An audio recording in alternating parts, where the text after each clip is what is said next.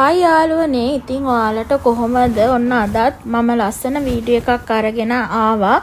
ඉතින් මම අද මගේ වීඩියෝ එකෙන් කතා කරන්න යන්නේ කාන්තා සනීප ආරක්ෂාව ගැන. ඉතින් කාන්තා සනීප ආරක්ෂාව කිව්වහම ඒක ලොකු මාතෘකාවක්.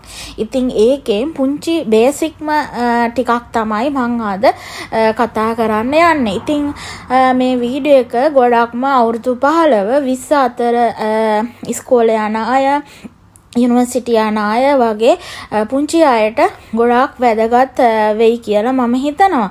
ඉතින් අද කාලේ මේ කාන්තා සනීප ආරක්ෂාව ගැන විවෘතව කතා කරන්න ඕන මාතෘකාවක් වුණත් වර්තමානයේදීත් ඒක ඒ මාතෘකාව හරිහැටි කතා කරන්නේ නැහැ.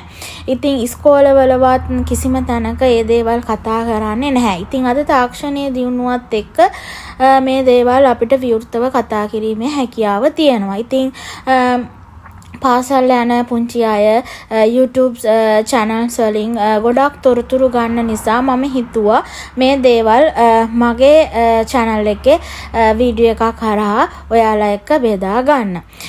ඉතින් කාන්තා සනීප ආරක්ෂාව කිව්වහම ඒක ඉතාමත් වටිනා මාතෘකාවක්. ඉතින් කාන්තාවකගේ reproduction system එක නැත්තම් ඔසප් චක්‍රයේදී මේ hygiene එක ගොඩාක්ම වැදගත් දෙයක්. ඉතින් අපි අපේ ස්කින් එක ගැන හිතනවා, කොණ්ඩේ ගැන හිතනවා, එතකොට අපේ අත්යට එතකොට බිකිනි ඒරියාස් කළු වෙලා තියෙනවා නම් ඒ දේවල් ගැන හිතනවා, ෆුට් කෙයා ගැන හිතනවා, හෑන්ඩ් කෙයා ගැන හිතනවා. ඒ වගේම අපි අංක එකටම හිතන්න ඕන දෙයක් තමයි මේ කාන්තා සනීප ආරක්ෂාව කියන්නේ. ඉතින් කාන්තා සනීප ආරක්ෂාව ගත්තාම අපිට මේක normal days වලට, ඒ කියන්නේ මූලිකවම අපි කරන්න ඕන දේවල් සහ අපේ ඔසප් දිනවලදී අපි කොහොමද අපේ hygiene එක තියාගන්නේ කියන එක අපිට කතා කරන්න පුළුවන්. ඉතින් අද මගේ වීඩියෝ එකෙන් මම බලාපොරොත්තු වෙන්නේ මූලිකවම අපි එදිනෙදා කොහොමද අපේ කාන්තා සනීප ආරක්ෂාව ගැන සැලකිලිමත් වෙන්නේ කියලා. වැදගත්ම දේ තමයි අපි ගන්න water intake එක. ඉතින් දවසකට ඕනම කෙනෙක් ලීටර් 2කට ආසන්න වතුර ප්‍රමාණයක් බොන්න ඕනේ. ඉතින් අපේ සම ලස්සනට තියාගන්න, අපේ සෞඛ්‍ය හොඳට තියාගන්න අපි දවසට අදාළ වතුර ප්‍රමාණය ගන්න ඕනේ. ඉතින් කාන්තා සනීප ආරක්ෂාව ගැන කතා කරනකොට මූලිකම දේ තමයි මේ වතුර කියලා කියන්නේ. ඉතින් අපේ හැමදේම රඳා පවතින්නේ අපිට ඉන්ෆෙක්ෂන්ස් වෙන්නේ නැතුව, මේ හැමදේම රඳා පවතින්නේ අපි ගන්න වතුර ප්‍රමාණය මත. ඊළඟට අපි බලමු අපේ පැන්ටිස් ගැන. ඉතින් අත්‍යවශ්‍යම දෙයක් තමයි කාන්තා සනීප ආරක්ෂාව ගැන කතා කරනකොට අපි තෝරගන්න පැන්ටිස් ගැන කතා කරන එක. ඉතින් අපි සාමාන්‍යයෙන් පැන්ටි එකක් තෝරගන්නකොට අනිවාර්යයෙන්ම කොටන් පැන්ටි එකක් තෝරගන්න ඕනේ. වෙළඳ පොලේ ගිහාම අපි ගන්න සාප්පු වලට ගිහාම පැන්ටිස් වර්ග ගොඩාක් තියෙනවා. ඒ වුණාට අපි අපේ ශරීර සෞඛ්‍යයට ගැළපෙන පැන්ටි එකක් තෝරගන්නවා නම් ඒක කොටන් පැන්ටි එකක් වෙන්න ඕනේ. ඒ වගේම පැන්ටි එක ගොඩක් හිර ටයිට් පැන්ටි එකක් තෝරගන්නත් හොඳ නැහැ. ඒ වගේම ලූස් පැන්ටි එකක් තෝරගන්නත් හොඳ නැහැ. අපි ටයිට් පැන්ටි එකක් තෝරගත්තොත් අපේ බිකිනි ඒරියාස් තුවාල වෙලා වෙන්න පුළුවන්, කළු වෙන්න පුළුවන්, ඒ වගේම විවිධ ඉන්ෆෙක්ෂන්ස් ඇති වෙන්න පුළුවන්. අපි ලූස් පැන්ටි එකක් තෝරගත්තොත් පහසු වුණාට අපි ඇඳුමක් අඳිනහම ඒක කැත විදිහකට පේන්න පුළුවන්. ඉතින් අපි ගොඩක් ලොකුත් නැති, ගොඩක් හිරත් නැති පැන්ටි එකක් තෝරගන්න ඕනේ. ඊළඟට පැන්ටි එකක් පිරිසිදු කරන්නේ කොහොමද කියන එක කතා කරුවොත් අපි අපේ පැන්ටි එක ඩේලි වොෂ් කරන්න පුළුවන් නම් ඒක ඉතාමත් හොඳයි. අනිවාර්යයෙන්ම ඩේලි වොෂ් කරන්න ඕනේ. ඉතින් ඒ වගේම පෑන්ටි එකක් වේලනකොට හොඳට ඉරු එළිය තියෙන තැනක අපි වේලෙන්න ඕනේ. ඉතින් අපි අඩුවෙන් වේලිච්ච පෑන්ටි එකක් පාවිච්චි කරාම ඒවල බැක්ටීරියා වර්ධනය වෙලා අපිට බැක්ටීරියා ආසාදනයන් වෙන්න පුළුවන්. පෑන්ටි එකක් අපි දැන් අපේ ඇඳුම් කබඩ් එක දාලා පරිහරණය කරනකොට ඒවා හරියට සෝටරේජ් කරන්න ඕනේ. ඉතින් මේ වගේ පුංචි අසරණයක ලස්සන්ට ඕගොල්ලන්ට පෑන්ටිස් වෙනම තියාගන්න පුළුවන්.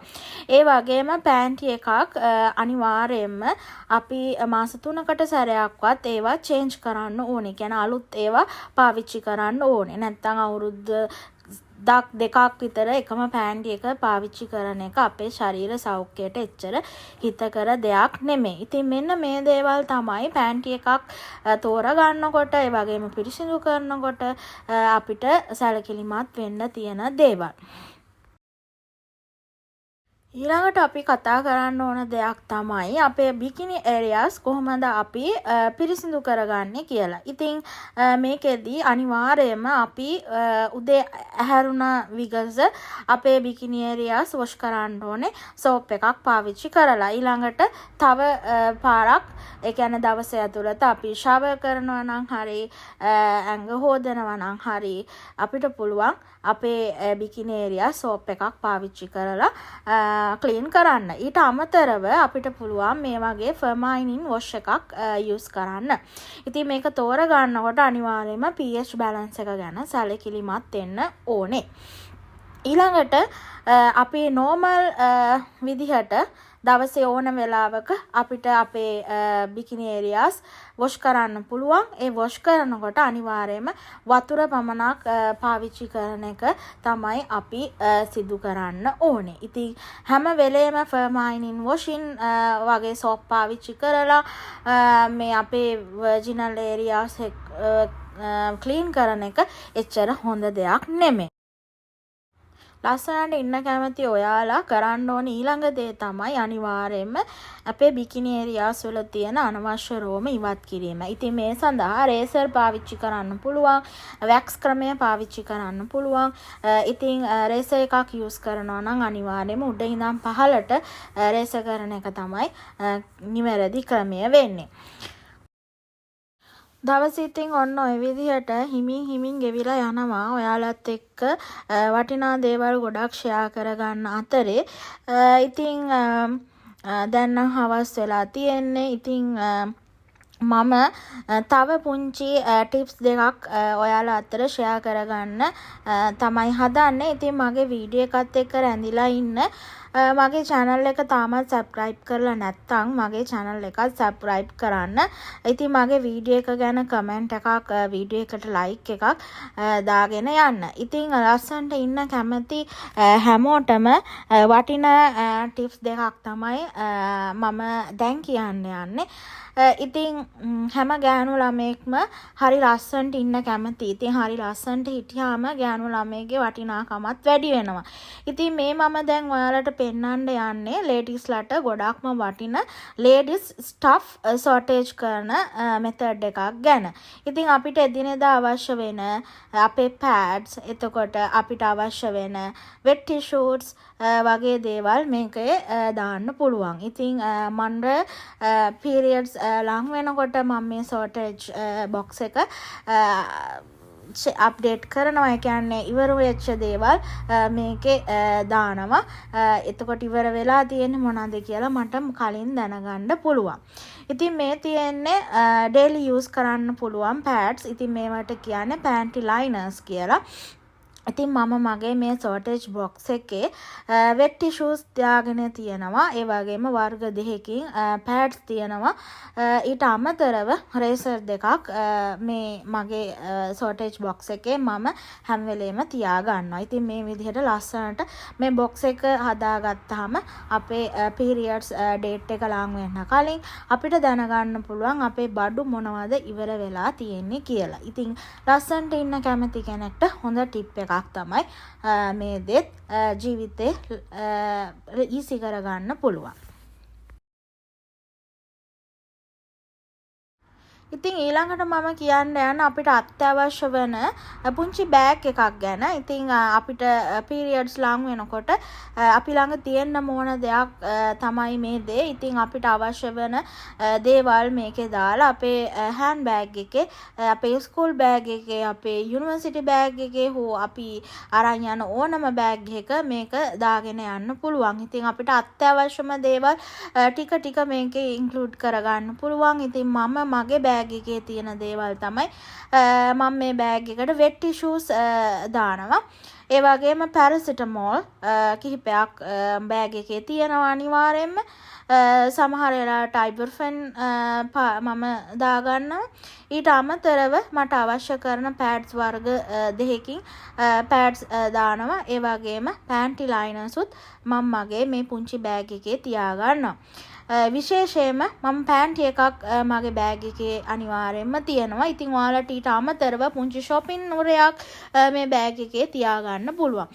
ඉතින් පීරියඩ්ස් හැදෙන්න ලං වෙනකොට අපි දන්නේ නැහැ කොයි මොහොතේ ඒ අවස්ථාව එයිද කියලා. ඉතින් එහෙම අවස්ථාවකදී අපේ වැඩ කරගන්න මේ බෑග් එක අපි ළඟ තියෙනවා නම් අපිට worry වෙන්න දෙයක් නැහැ. අපේ ළඟ බඩු අපි තියාගෙන තියෙනවා. අපිට ඒක පාවිච්චි කරන්න පුළුවන්. ඉතින් වෙන කෙනෙකුට ඇති වෙන්න ප්‍රශ්නත් निराකරණය කරගන්න උදව්වක් හැටියට අපේ මේ බෑග් එක පාවිච්චි කරන්න පුළුවන්. ඉතින් මම හිතනවා මේ ටිප් එක ඔයාලට ගොඩක් ප්‍රයෝජනවත් වෙයි කියලා. ඉතින් හවස් වරු ওই විදිහට ගෙවිලා යන අතරේ මම හිතුවා වටලප්පමක් හැදුවා නම් හොඳයි කියලා. ඉතින් ඔයාලත් හදන්න. මොකද සාමාන්‍යයෙන් අපි හදලා දෙන කෑමක් රස විඳින්න පවුලේ අය ගොඩක් කැමති. ඉතින් ෆැමිලි ලයිෆ් එකත් අපි බැලන්ස් කරගන්න ඕනේ. අපේ ජීවිතේ ලස්සන කරගන්න. ඉතින් ෆැමිලි ලයිෆ් එක බැලන්ස් කරනකොට එයාලා එක්ක ගමනක් යන්න, එයාලා ආස කෑමක් හදලා දෙන්න, එයාලා ආස විදියට හැමදේම කරන්න අපි දක්ෂ වෙන්න ඕනේ. ඉතින් මම හිතනවා ඔයාලත් එහෙම අය වෙන්න ඇති කියලා. ඉතින් එහෙම බැලන්ස් කරගෙන ජීවිතේ දිනන්න. ඉතින් මගේ වීඩියෝ එක මෙතනින් ඉවර වෙනවා. ඉතින් තවත් දවසක ලස්සන වීඩියෝ එකක් අරගෙන එන්නම්. අනිවාර්යෙන් channel එක subscribe කරගෙන යන්න. හැමෝම පරිස්සමින් සතුටින් ඉන්න. bye.